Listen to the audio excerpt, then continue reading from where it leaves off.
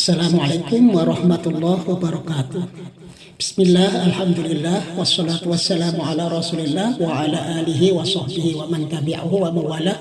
La hawla wa la quwata illa billah wa ba'd. Apa kabar sahabat-sahabat semua? Mudah-mudahan selalu dalam keadaan sehat walafiat, murah rezekinya, panjang umurnya, dan juga selalu dalam keadaan lindungan Allah Subhanahu wa taala.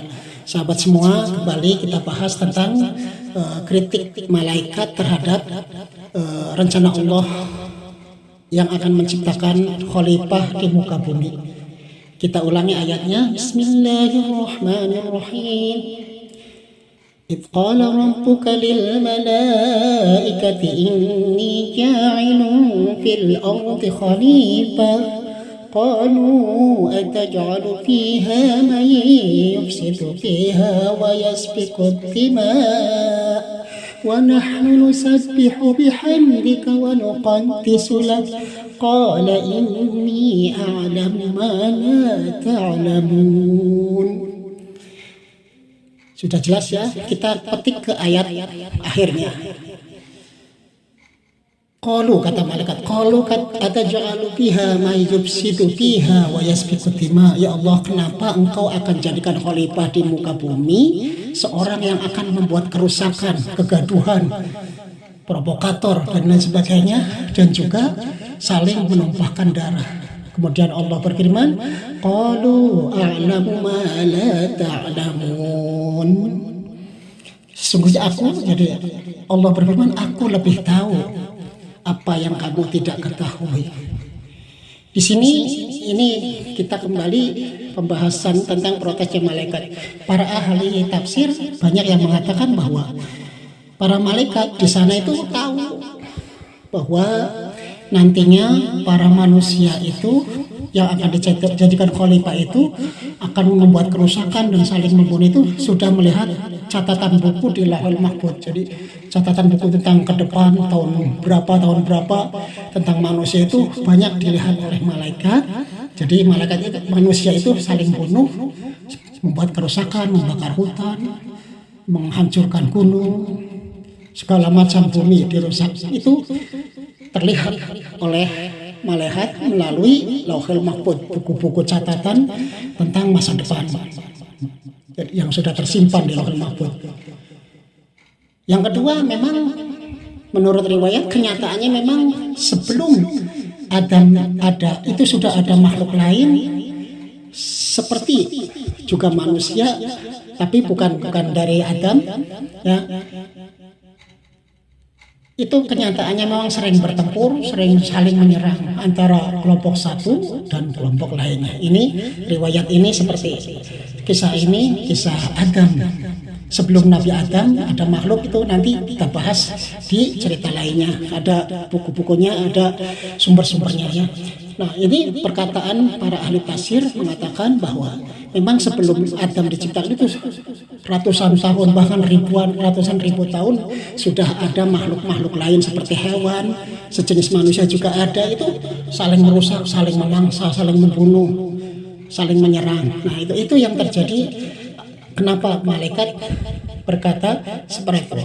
Tapi sebagaimana yang saya katakan di awal ya, sesi pertama pembahasan masalah protesnya malaikat ini, malaikat sebenarnya murni, tetap saja malaikat murni, tidak ada unsur protes terhadap keputusan Allah. Malaikat Malik, penjaga neraka, malaikat Ridwan, penjaga surga. Mereka tetap patuh sesuai dengan posisinya masing-masing. Tidak ada yang saling kritik, tidak ada yang saling iri, tidak ada yang saling dengki, tidak ada yang hasut, semua berjalan normal. Nah, di situ malaikat mengatakan wa nahnu nusabbihu bihamdika wa nuqaddis lak, dan kami selalu atau senantiasa mensucikan namamu. Ya, selalu mengkuduskan nama, manusabbihu bihamdika wa nuqaddis lak, selalu mengucapkan subhanallah tiap ada keajaiban kehidupan yang diciptakan Allah, yang ajaib, segala makhluk ketentuan Allah. Siang dan malam malaikat selalu menyebut nama Allah dengan subhanallah dan mengkuduskannya, mensucikan nama Allah. Tidak ada malaikat bertempur, tidak ada malaikat saling bunuh, tidak ada malaikat sampai perang antara sesama malaikat, antara malaikat penjaga surga dan malaikat penjaga neraka perang, enggak ada. Malaikat pengatur hujan sama malaikat pencabut nyawa, gelut berkelahi, tidak ada. Karena malaikat dicipta khusus agar dia patuh kepada Allah. Allah sengaja disetting dari awal malaikat sebagai makhluk yang patuh untuk bekerja, melengkapi tugas-tugas Allah. Ya Allah melengkapi apa yang dikehendaki Allah, iradah Allah. Jadi malaikat itu perwujudan dari iradah, kudrat iradah Allah. Di situ. Tapi di situ malaikat dikehendaki oleh Allah tidak untuk membangkang, tapi untuk taat. Makanya benar, malaikat benar berkata bahwa kami selalu mensucikan namamu dan mengkuduskan namamu. Ya enggak ada malaikat berkelahi sesama malaikat, perang sesama malaikat, walaupun mereka tugas mereka berbeda, jabatan-jabatan mereka berbeda. Namun bukan masalah malaikatnya yang tidak bisa perang, tidak pernah saling membunuh. Nah, itu memang benar. Kita bahas.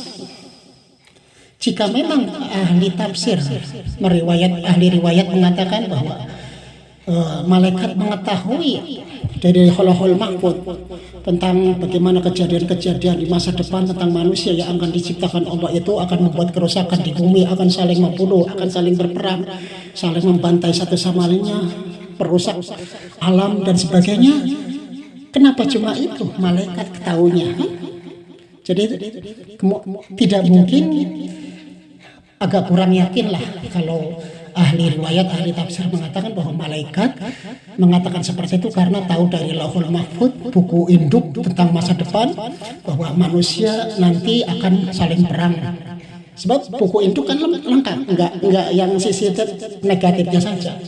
Sedangkan malaikat juga dicipta untuk sportif, tidak ada malaikat curang. Kalau misalkan melihat dari sisi negatif dan positif, dilihat semua. Bukan negatifnya saja, tidak layak, beda dengan manusia. Kalau manusia kan kalau positifnya pura-pura nggak tahu, kalau yang negatifnya wah dilihat terus, terus disebar-sebarkan. Yang positifnya disembunyikan, jangan sampai orang tahu. Nah di situ, tapi malaikat tidak. Nah di sini kata malaikat kok melihatnya makhluk yang akan dijadikan khalifah itu orang yang suka berkelahi, orang yang saling perang, orang yang saling membunuh, dan orang yang akan selalu menumpahkan darah sesama makhluk tersebut. Jadi kembali dibahas bahwa ini tidak mungkin ya, tidak mungkin malaikat hanya melihat satu sisi negatifnya. Karena apa? Kalau memang malaikat melihat di Lauhul Mahfuz, maka malaikat juga akan melihat di situ ada para Nabi Ibrahim, dan kisahnya yang sangat menarik, Nabi Lut, Nabi Hud, Nabi Yusuf, kisahnya sangat mempesona sekali, Nabi Dawud, Nabi Sulaiman. Justru di situ malaikat akan tersenyum bercakap kalau melihatnya di Lauhul Mahfuz akan terjadi kisah-kisah seperti itu di bumi yang dihuni oleh manusia, yang manusia itu dijadikan Allah sebagai khalifah. Kemudian pada akhirnya akan ada Nabi Muhammad, orang pilihan yang tiada tandingnya di makhluk ini, di alam dunia ini. Makhluk siapapun, Nabi Muhammad lah yang paling mulia. Kenapa malaikat tidak melihat ke situ? Makanya menurut saya menyaksikan atau kurang yakin bahwa tafsir mengatakan bahwa malaikat menyatakan bahwa manusia nanti akan saling bunuh itu karena melihat Lauhul Mahfuz. Tetap berarti di sini adalah provokasi iblis. Karena saat itu iblis berada di barisan para malaikat yang termasuk salah satu yang mengaku yusabbihu bihamdika wa nuqaddis lak, selalu beribadah kepada Allah ratusan ribu tahun. Bahkan para menurut riwayat berbagai ulama mengatakan iblis itu menjadi imam para malaikat. Ya nanti kita akan bahas iblis di sesi lain, asal usulnya dan bagaimana sepak terjangnya, kemudian diangkat ke langit menjadi imamnya para malaikat. Yang jelas di sinilah